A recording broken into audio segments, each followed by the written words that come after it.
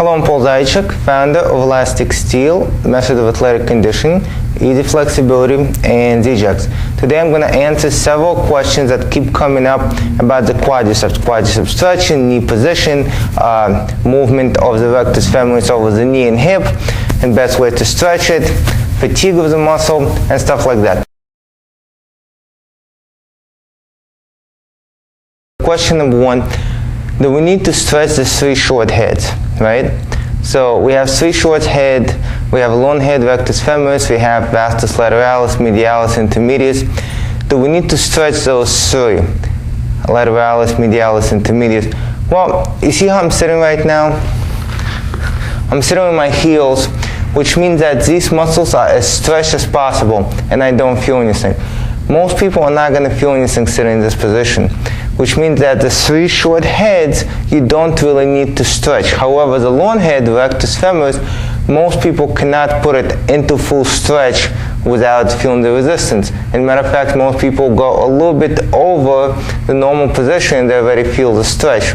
So the three short heads, most people do not need to stretch. Some people do, but most people, especially athletic people, this is natural. Question number two, does stretching rectus femoris do anything for the short heads, three short heads? Well, stretching rectus femoris does not really stretch those muscles. Remember, rectus femoris goes over the hip. These guys only move over the knee, and rectus femoris, knee and hip. So while stretching rectus femoris doesn't really stretch these muscles, remember, it's an overlaying muscle. So if you stretch rectus femoris, you're going to squeeze the muscles underneath. So if they're sore, or you want to drive lactic acid, or at the end of the workout you want to relax them, you can still stretch the rectus femoris and you'll still feel these muscles underneath. You're not adding to their flexibility, but you are compressing them and you're driving stuff out of them.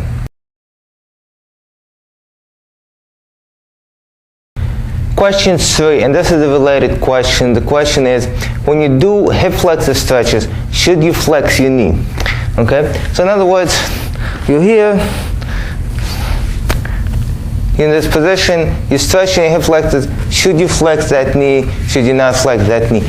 Well, if you're stretching your rectus femoris, you should flex that knee, of course, because the muscle goes over the knee and over the hip. You just try to stretch it over the hip, you're not going to get it. You have to flex the knee. But remember, there are other 5 more hip flexors, 6 together, and then there's 4 adductors. So if you're going to flex the knee all the way, and that muscle works over both of them, you may not get deep enough to get other muscles, other hip flexors, other adductors. So if you're trying to get those muscles, then no, you should not flex the knee. Question 4, is it bad for the knee to be fully flexed? Well, right now I have my knee fully flexed. I'm sitting on my heels, my whole weight is on my heels, and I don't feel anything. So a healthy knee can be flexed completely.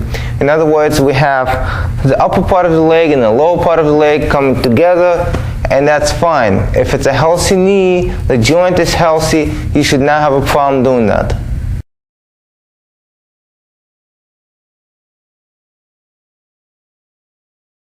Question 5, should I stretch my quadriceps when they cramp up?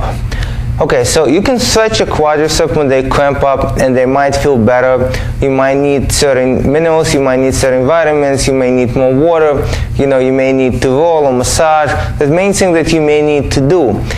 But the question is, if your quadriceps are spasming, is it really quadriceps fault? Because remember, very often it's not the fault of the quadriceps. You're trying to do a kick, for instance, straight up front kick or anything that comes up, it may be that your quadriceps are spasming because the hamstrings are pulling down hard. Get the flexibility in your hamstring, you're not going to have issues with those quads. So yeah, if they're hurting, you want to take care of them, but you also want to find the underlying issue.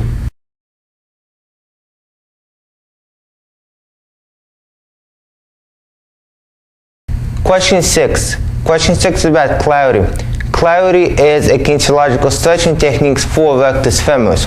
So the question is, should we target the hip extension or should we target the knee flexion? Well, most people can do this.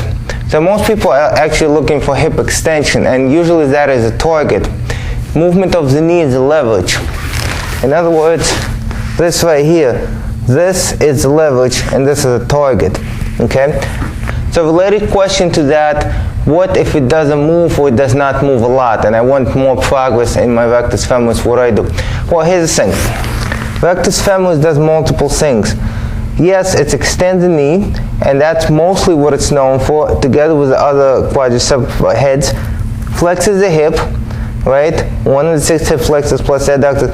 But here's the interesting thing. It attaches a little bit more to the side. For that reason, it helps in the external rotation. That's number one. And it does abduction, which is from here to here.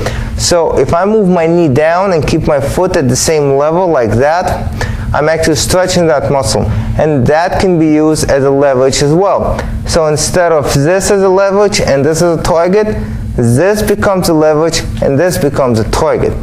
Another thing you can do is multiple leverages and then go back, or multiple leverage this way and then go into that target, which is the extension of the hip. I hope this helps. I'm Paul Dajcik. Thank you for watching.